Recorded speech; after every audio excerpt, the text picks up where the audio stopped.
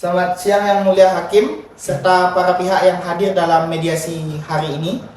Perkenalkan, saya selaku mediator yang ditunjuk untuk membantu proses penyelesaian konflik antar kedua belah pihak dalam kasus pembacokan mahasiswa UIN Suska Riau. Dalam proses mediasi ini telah hadir pihak korban yaitu Saudari Faradila dan pihak pelaku yaitu Saudara Rehan beserta tim observer yang akan mengawasi dan mengamati jalannya proses mediasi agar berlangsung secara tertib, objektif, dan sesuai aturan. Perlu saya tegaskan, tugas saya sebagai mediator bukan menentukan siapa yang benar dan salah dalam mediasi ini, karena hal tersebut merupakan kewenangan Yang Mulia Hakim. Peran saya adalah membantu membuka ruang komunikasi antar kedua belah pihak agar konflik ini dapat diselesaikan dengan lebih baik dan tidak menimbulkan dampak yang berkelanjutan. Saya berharap selama proses mediasi berlangsung, kedua belah pihak dapat menyampaikan pendapat dengan tenang, saling menghargai, dan tidak memprovokasi satu sama lain. Untuk itu, agar mempersingkat mediasi berlangsung, saya mempersilahkan pihak korban terlebih dahulu untuk menyampaikan tentang kondisi setelah kejadian tersebut.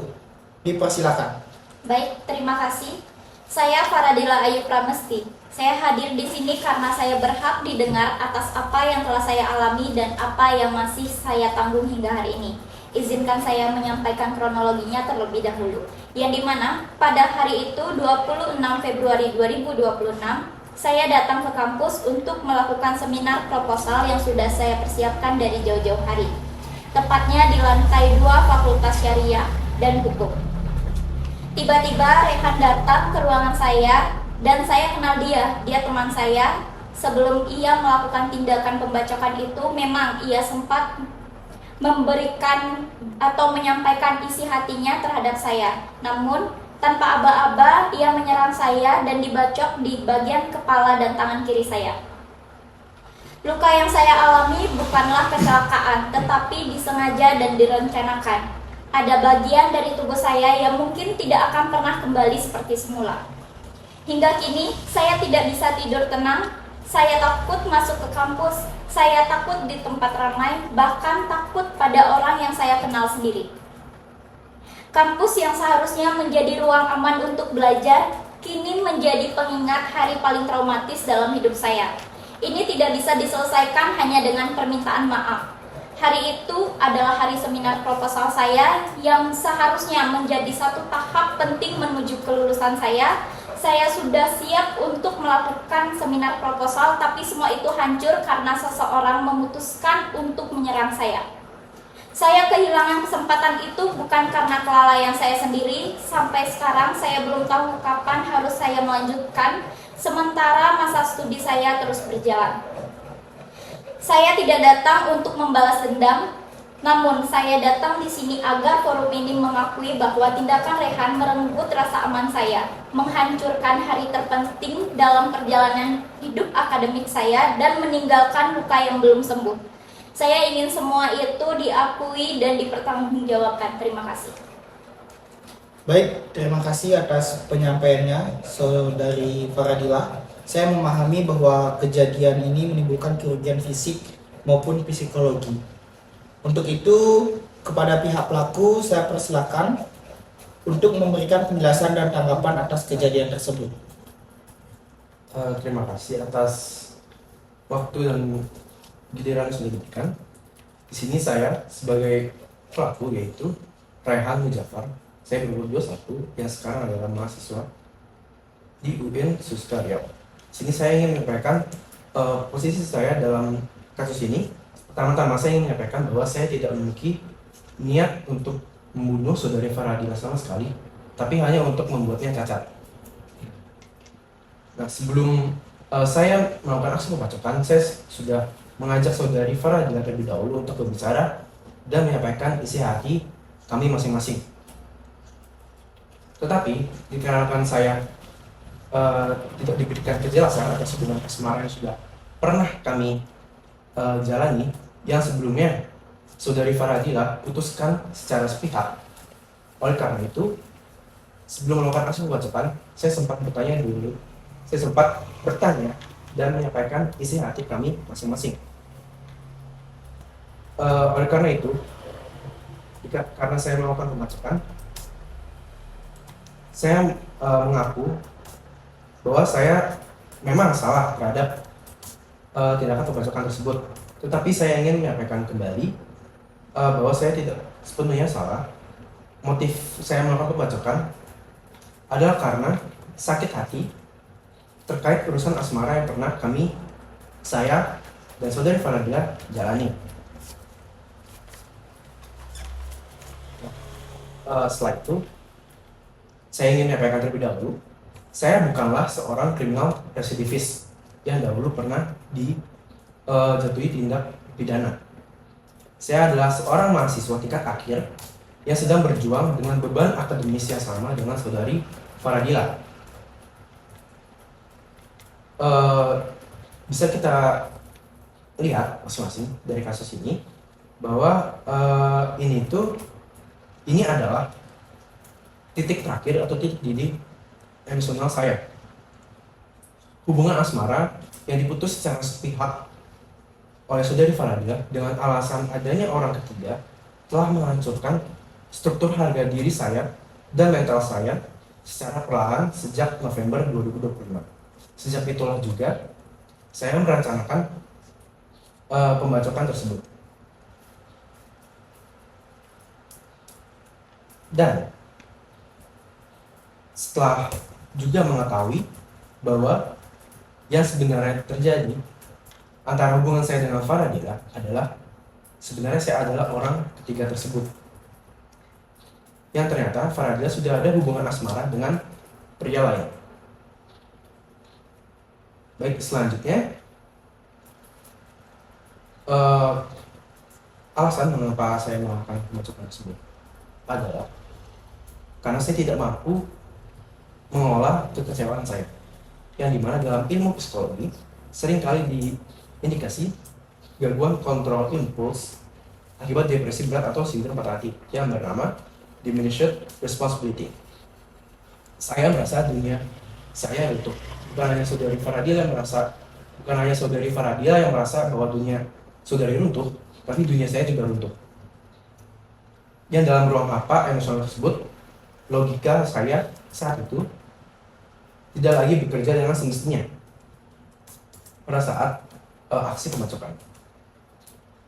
Saya tidak berniat untuk membunuh, saya hanya berniat untuk menunjukkan rasa sakit saya yang luar biasa yang tidak bisa saya ungkapkan secara kata-kata. Oleh karena itu saya melampiaskan, saya menunjukkannya dengan secara fisik. Selanjutnya perlu diingatkan kembali bahwa saya berbicara dahulu kepada saudari Faradila untuk menyampaikan isi hati. Ini menunjukkan bahwa niat awal saya adalah untuk mencari resolusi emosional atau penjelasan.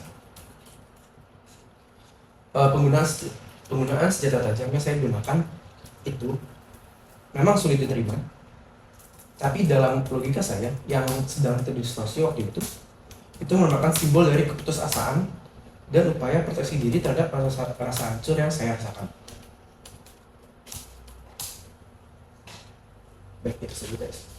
Baik, dari penjelasan kedua belah pihak terlihat bahwa konflik ini dipengaruhi oleh emosi yang tidak terkendali hingga berujung pada tindakan kekerasan. Sebagai mediator, saya tekan kembali bahwa penyelesaian konflik melalui kekerasan hanya akan menambah kerugian bagi semua pihak yang terlibat, baik korban, pelaku maupun lingkungan kampus. Nah, dari kasus ini saya menawarkan upaya penyelesaian agar kedua belah pihak dapat berdamai. Yang pertama, pihak pelaku, saudara Rehan, wajib melakukan permintaan maaf secara terbuka kepada saudari Faradila. Yang kedua, saudara Rehan bertanggung jawab terhadap pemulihan korban, yaitu saudari Faradila, baik secara fisik maupun psikologis. Yang ketiga, kesepakatan kedua belah pihak untuk tidak melanjutkan konflik ini di kemudian hari. Jadi, konflik ini selesai di hari ini apabila penawaran yang saya ajukan tadi disepakati oleh kedua belah pihak. Sebelum kesepakatan itu disepakati, saya juga berharap terhadap tim observer dapat memberikan penilaian yang objektif terhadap jalannya mediasi ini sebagai bentuk evaluasi bersama dalam penyelesaian konflik. Namun, tentu keputusan akhir tetap berada dalam kewenangan Yang Mulia Hakim, sesuai dengan fakta dan ketentuan hukum yang berlaku. Untuk tindak lebih lanjut dan keputusan akhirnya, saya persilakan untuk Yang Mulia Hakim melanjutkan persidangan. Baik. Setelah mendengarkan keterangan korban, pengakuan terdakwa dan mempertimbangkan keseluruhan fakta persidangan, maka terdakwa dinyatakan bersalah atas tindakan penganiayaan berat. Terdakwa dijatuhi hukuman penjara sesuai dengan ketentuan yang berlaku dan telah dijatuhkan pada tahap sidang pertama, yaitu pasal 409 ayat 1 Undang-Undang Nomor 1 Tahun 2023. Yang kedua, pasal 459 junto pasal 17 Undang-Undang Nomor 1 Tahun 2023. Dan yang terakhir adalah pasal 17 karena pembunuhan tidak berhasil dilakukan. Mengapa ketiga pasal diterapkan secara kumulatif? Poin pertama yang dapat mendukung faktor tersebut adalah perbuatan penganiayaan berat yang berencana. Poin kedua, menyasar niat membunuh yang belum berhasil dilaksanakan. Dan poin terakhir adalah menyasar aspek percobaan sebagai pelengkap pasal dari 459. Selanjutnya dapat dilanjutkan oleh siapa? Baik, atas dasar hukum yang dibacakan oleh Yang Mulia Hakim, mungkin dari kedua belah pihak ada yang ingin disampaikan kembali sebelum persidangan ditutup. Baik, dari saudara Rehan, dipersilakan.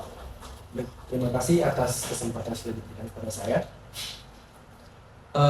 Pertama-tama, saya ingin vonis yang ditentukan kepada saya itu untuk dikurangi dari 12 tahun, maksimal 12 tahun penjara, menjadi sekurang-kurangnya atas putusan Yang Mulia Hakim.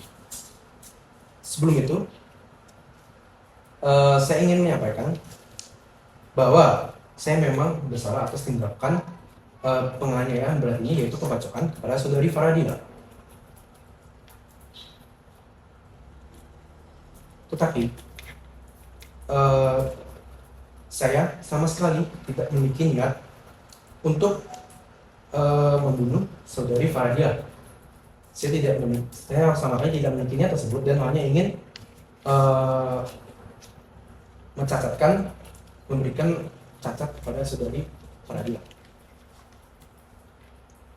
Saya ingin menyampaikan bahwa tindakan pembacokan saya itu memang salah, tetapi dalam keseluruhan kasus untuk menjatuhkan saya vonis penjara, saya tidak sepenuhnya salah dalam kasus ini. Alasan besar kenapa saya bisa melakukan tindakan tersebut, yaitu pembacokan, adalah karena saya yang pada saat itu sebelum saya melakukan tindakan pembacokan, saya sedang dalam keadaan psikologis yang tidak sehat. Tetapi sebelum saya melakukan tindakan tersebut, saya sudah mengajak saudari Faradila untuk berbincang dan menyampaikan isi hati kami masing-masing atas kejelasan hubungan asmara yang kami miliki sebelumnya, yang dimana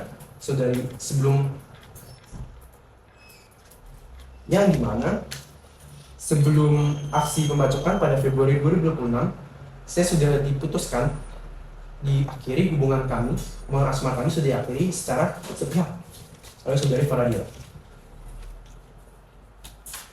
Oleh karena itu, setelah saya yang pada saat Februari 2026 setelah saya selesai mengajak saudari Faradila untuk menyampaikan isi hati kami masing-masing, yang pada saat itu saya tetap ditolak lagi oleh saudari Faradila. Dan karena itu, dengan menumpuknya rasa frustasi saya dan rasa depresi saya akibat 2 kali ditolak oleh saudari Faradila, atau diputuskan hubungannya secara sepihak oleh saudari Faradila. Karena itu, secara ilmu psikologi, saya mengalami sesuatu yang bernama diminished responsibility, yaitu diminished responsibility merujuk pada keadaan di mana seorang pelaku, yaitu saya, tindak pidana tidak sepenuhnya bertanggung jawab atas tindakan saya sendiri karena adanya gangguan mental atau kondisi psikologis yang memengaruhi kemampuan mereka untuk membuat keputusan rasional atau mengendalikan diri. Oleh karena itu, saya merasa pada saat itu dunia saya merasa runtuh. Bukan hanya dunia saudari Faradila saja yang runtuh, tapi dunia saya juga runtuh. Dan dalam ruang hampa tersebut, logika saya tidak lagi bekerja semestinya. Dan dengan hasil itu, yaitu pembacokan. Sekali lagi saya ingin menerangkan, saya ingin mengatakannya kembali bahwa saya tidak memiliki niat untuk membunuh. Saya hanya ingin menunjukkan rasa sakit saya yang luar biasa yang tidak bisa saya ucapkan secara kata-kata kepada saudari Faradila. Dan karena itu saya mengucapkannya bukan secara kata-kata, tapi secara fisik, yaitu penganiayaan berat atau pembacokan. Baik, terima kasih atas penyampaian permohonan keringanan hukum yang disampaikan oleh saudara Raihan. Sebelum saya kembalikan kepada Yang Mulia Hakim, apakah dari pihak korban ingin menyampaikan kesalahan? Tentu, saya ingin menyampaikan. Baik, dipersilakan. Baik, yang pertama itu saya tidak setuju terkait pengurangan dari hukuman yang seharusnya diterima oleh saudara Rehan karena sudah sesuai dengan undang-undang yang disampaikan oleh Mulia Hakim. Kemudian yang kedua di sini saya menegaskan bahwa terkait keadaan psikologis yang dihadapi saudara Rehan itu seharusnya bukan menjadi tanggung jawab saya pribadi. Kemudian tadi juga saudara Rehan sempat menyampaikan bahwa ia tidak berniat untuk membuat saya cacat. Namun di sini siapa ada yang tahu kalau sebenarnya dia cuma hanya melukai saja karena posisinya kejadian ini berada di lingkungan kampus dan tentunya sedikit dari kegiatan yang ada di kampus yang membuat kegaduhan itu akan menimbulkan orang-orang datang ke tempat kejadian seperti saat yang dilakukan oleh saudara Rehan. Di situ petugas keamanan dan mahasiswa-mahasiswi datang untuk memberhentikan tindakan yang dilakukan oleh saudara Rehan. Kemudian terkait penyampaian isi hati, memang di sana saya menolak karena saya merasa memang tidak perlunya ada kejelasan lagi terkait hubungan kita. Saya ingin memberhentikannya, tidak ingin melanjutkan, dan saya rasa di situ sudah seharusnya clear. Namun tindakan yang dilakukan oleh saudara Rehan itu di luar dari prediksi saya. Terima kasih. Baik, terima kasih atas tambahan yang diberikan. Apakah saudara Rehan ingin menyampaikan sesuatu lagi? Baik, silakan. Terima kasih atas waktu yang sudah diberikan. Saya ingin menyanggah kembali dengan perkataan saudari Faradila yang mengatakan bukan tanggung jawab pribadi saudari atas rasa yang saya miliki. Benar? Nah, bisa saya katakan kembali bahwa tindakan saya yang melakukan pembacokan ini memang sebenarnya salah saya. Tetapi jika kita melihat akar dari permasalahan ini, itu terjadi ketika pada masa KKN, yang dimana hubungan saya dengan saudari Faradila itu berkembang secara asmara, yang dimana kami juga masih berhubungan bahkan setelah KKN. Saya memiliki bukti-bukti bahwa saya berdekatan yang memiliki hubungan secara asmara dengan saudari Faradila. Dan setelah itu, saudari Faradila yang tidak jelas jawabannya itu memutuskan hubungan kami secara sepihak, yang dimana pada saat itu saya tidak tahu bahwa adanya orang ketiga. Setelah itu,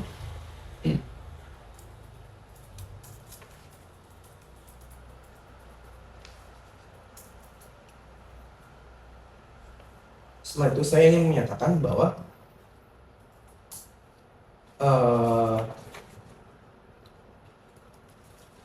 saya mengaku bahwa tindakan pembacokan ini memang sepenuhnya salah saya. Tetapi jika kita melihat akarnya lagi dari permasalahan ini, saya tidak sepenuhnya salah. Tetapi saya masih ingin mengingatkan bahwa memang tindakan pembacokan saya salah. Saya di sini bukan untuk mengatakan bahwa saya menggunakan kekerasan, tetapi saya ingin berunding kembali dengan saudari Faradila dan yang mulia hakim bahwa saya ingin mengurangi masa vonis penjara saya, dikarenakan pada saat kejadian saya tidak memiliki kondisi mental yang bagus, yang dapat dikatakan bagus.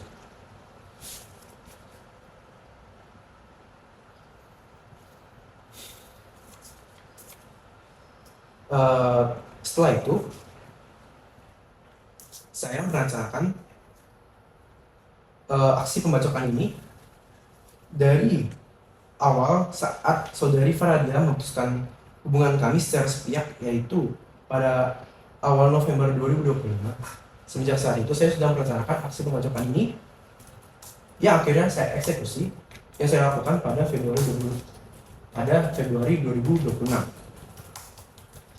Dalam rentang waktu itu, saya bukan hanya sadar bahwa ada orang ketiga dalam hubungan asmara kami yang pernah kami jalani, tapi pada fakta yang lebih sebenarnya lagi, bahwa saya adalah orang ketiga tersebut. Yang lebih benar, saya ada satu bukti foto, yaitu pacar aslinya Faradila, saudari Faradila, yang diketahui sekarang sedang menjalin hubungan long distance relationship atau LDR. Oleh karena itu, aksi saya itu berdasar pada hubungan yang saya pernah jalani bersama Faradila, yang kemudian dihianati oleh saudari Faradila. Mungkin itu sementara yang saya sampaikan. Baik, apakah dari saudari Faradila ada yang ingin disampaikan lagi? Iya. Jadi di sini saya izin menyampaikan kembali terkait kejelasan hubungan yang dimana memang saya mengakui bahwasanya saya sudah memiliki pasangan sebelumnya, tapi dengan Rehan mendatangi saya saat seminar proposal itu, saya rasa saya sudah menyampaikan kejelasan hubungan kita, dan seharusnya di sana Rehan tidak melakukan tindakan pembacokan kepada saya, karena di sana setelah tindakan tersebut juga menimbulkan dan memunculkan dampak psikologis terhadap saya. Tidak hanya Rehan saja yang merasakan dampak psikologis, maka dari itu dengan tindakannya dia itu akan menimbulkan dampak-dampak psikologis yang lain kepada pihak yang lain lagi, tentunya itu saya sendiri. Terima kasih.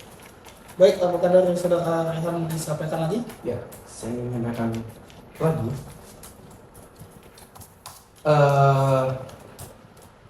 Saya ingin menyampaikan kembali bahwa tindakan penganiayaan saya terhadap saudari Faradila, yaitu pembacokan, memang sepenuhnya salah. Tetapi saya sampaikan kembali bahwa saya sama sekali tidak memiliki niat untuk membunuh saudari Faradila, tapi hanya untuk berniat untuk mencatatkan saudari Faradila.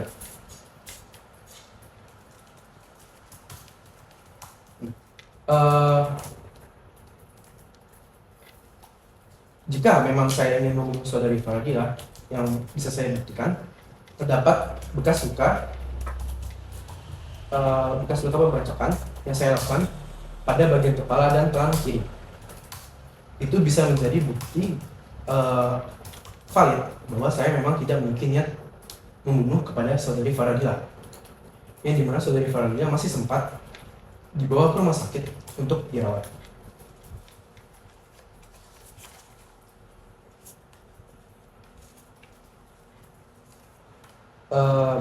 Baik, yang mulia hakim, saya ingin menyampaikan bahwa segala sanggahan yang saya berikan itu bukan untuk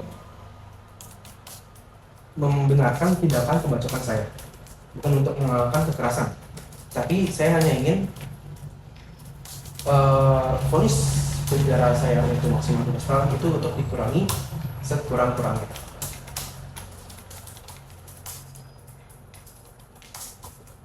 Dikarenakan oleh yang sudah yang mulia hakim dengar sendiri, ini berdasarkan hubungan asmara yang diputus secara sepihak dan dikarenakan adanya orang ketiga yang sebenarnya adalah saya. Oleh karena itu pada saat tindakan pembacokan saya tidak bisa berpikir secara rasional, yang dimana saya sudah sebutkan sebelumnya, yaitu keadaan tersebut dalam ilmu psikologi bernama diminished responsibility. Waktu itu saya tidak memiliki gangguan kontrol. Saya mengalami indikasi gangguan kontrol, impuls akibat depresi berat dan sindrom patah hati yang sudah saudari Faradila berikan kepada saya. Saya merasa dunia saya runtuh, bukan hanya dunia saudari Faradila runtuh, tapi dunia saya juga runtuh. Yang dimana saya juga ingin mengatakan bahwa tidak hanya saya yang melakukan penganiayaan fisik kepada saudari Faradila, tapi saudari Faradila juga yang memberikan penganiayaan ke saya memberikan penganiayaan kepada saya secara mental. Oleh karena itu yang sudah kita semua ketahui di dalam ruangan ini, bahwa pada konteks masalah mental itu juga terdapat dampak-dampak pada kondisi fisik kita masing-masing, atau dalam dampak mental yang bisa melakukan kita, yang bisa membuat kita melakukan hal-hal yang tidak biasa kita lakukan. Oleh karena itu, akhir kata saya bukan ingin membenarkan tindakan pembacokan saya. Saya bukan ingin mengalahkan tindakan kekerasan saya. Saya ingin mengurangi masa vonis penjara yang maksimal 12 tahun itu untuk dikurangi sekurang-kurangnya. Karena satu alasan terakhir, yaitu saya juga sedang menempuh beban akademis. Saya juga sedang menempuh beban akademis yang sama dengan saudari Faradila. Oleh karena itu, saya memohon dengan sangat dapat mengurangi masa vonis penjara saya dari 12 tahun menjadi sekurang-kurangnya. Terima kasih. Baik, terima kasih atas penyampaian dan permohonan keringanan hukuman yang disampaikan oleh saudara Rehan dan saudara Faradila sebagai korban yang menyanggah tentang tuduhan yang disampaikan oleh saudara Rehan. Untuk itu, untuk menyetujui permohonan yang disampaikan oleh saudara Rehan akan diputuskan oleh Yang Mulia Hakim. Saya persilahkan. Baik. Setelah mendengarkan sanggahan dari korban dan negosiasi yang diajukan oleh terdakwa, majelis hakim mempertimbangkan bahwa tindakan terdakwa telah menimbulkan trauma fisik dan psikologis terhadap korban. Perbuatan terdakwa juga menimbulkan kekerasan di lingkungan kampus dan masyarakat. Hal yang memberatkan adalah terdakwa melakukan tindakan kekerasan menggunakan senjata tajam. Hal yang meringankan, terdakwa bersikap sopan selama persidangan dan belum pernah dihukum. Maka dengan ini, demi keadilan berdasarkan ketuhanan yang Maha Esa, tetap menyatakan terdakwa Raihan terbukti secara sah dan meyakinkan bersalah melakukan tindak pidana penganiayaan berat, menjatuhkan pidana kepada terdakwa dengan hukuman penjara selama 8 tahun yang sebelumnya dikurangi dari 12 tahun. Namun, hal tersebut dapat disahkan dalam persidangan selanjutnya. Maka saya mohon dari kedua belah pihak untuk tetap hadir selama persidangan berlanjut, yaitu sidang berikutnya. Baik, terima kasih atas penyampaian dasar hukum yang disampaikan oleh Yang Mulia Hakim. Saya juga berterima kasih atas kedua belah pihak berkonflik yang sudah hadir pada siang hari ini di ruangan mediasi kita. Sebelum kita mengakhiri pertemuan mediasi ini, saya juga mempersilahkan kepada tim observer untuk menyampaikan tinjauan dan saran terhadap berlangsungnya mediasi pada hari ini. Dipersilahkan. Baik, karena waktu telah menunjukkan 1 kali 5 menit, maka mediasi akan kita mulai kembali. Dengan ini saya mempersilahkan tim observasi untuk memberikan peninjauan dan evaluasinya terkait mediasi yang dilakukan pada hari ini. Baik, terima kasih atas waktunya. Kami dari tim observasi akan menyampaikan tinjauan lebih lanjut mengenai mediasi yang dilakukan pada hari ini. Dari alur mediasinya sudah berjalan dengan lancar dengan difasilitasi oleh mediator dan Yang Mulia. Namun ada beberapa hal yang dapat di-highlight dari mediasi pada hari ini. Yang pertama itu dari pihak korban. Korban tidak merasa bersalah karena keadaan psikologis dan emosional yang dialami oleh pelaku bukanlah tanggung jawab dari korban. Yang kedua, tidak terima dengan narasi yang disampaikan oleh pelaku bahwa tidak ada niatan untuk melakukan pembunuhan, melainkan hanya memberi efek cacat saja. Karena hal tersebut tidak ada yang tahu pasti niatan seseorang dalam melakukan sesuatu. Selain itu, pihak korban juga tidak setuju dengan pengajuan yang disampaikan oleh pelaku atas pengurangan masa hukuman yang dinegosiasikan oleh Yang Mulia. Karena menurut pelaku, hukuman itu sudah pantas ditetapkan oleh pelaku atas apa yang telah dilakukannya. Dari segi pelaku sudah mengakui aksi penganiayaannya memang tidak dapat dibenarkan. Pelaku hanya ingin mengajukan pengurangan masa hukuman kepada Yang Mulia karena pelaku tidak ada niatan membunuh, melainkan hanya untuk memberi efek cacat pada korban. Namun di balik hal tersebut, sekiranya terdapat ada beberapa kritik dan saran yang dapat kami sampaikan kepada kepada saudara-saudari yang hadir pada mediasi hari ini, yakni yang pertama, Saudara Rehan kerap kali menyampaikan informasi yang didasari pada bidang studi psikologi. Namun, saudara sendiri tidak memiliki kredibilitas serta elegibilitas dalam ilmu tersebut. Pelaku sendiri juga tidak mendapatkan preskripsi secara formal dalam catatan medis beliau dari tenaga kerja profesional. Saudara diharapkan untuk tidak mengulangi kesalahan ini kembali pada saat dilaksanakannya sidang kedua di kemudian hari, kecuali jika telah mendapatkan informasi ataupun preskripsi yang telah diberikan dari tenaga medis profesional. Yang kedua, saudara secara aktif berusaha untuk memproyeksikan dirinya sebagai korban yang juga terlukai dalam kejadian ini. Kami merasa itu tidak etis dan merupakan tindakan yang tidak berada pada tempatnya, dikarenakan posisi beliau pada perkara ini merupakan seorang terpidana yang telah melaksanakan kekerasan dan berpotensi tinggi untuk terjerat pada pidana pembunuhan berencana. Namun, di luar dari hal tersebut, mediasi telah berjalan secara lancar dan sekiranya perkara ini dapat ditindaklanjuti pada persidangan berikutnya. Sekian dari kami, terima kasih. Baik, terima kasih atas evaluasi yang diberikan oleh tim observasi. Maka dengan itu ditandakan mediasi hari ini telah selesai.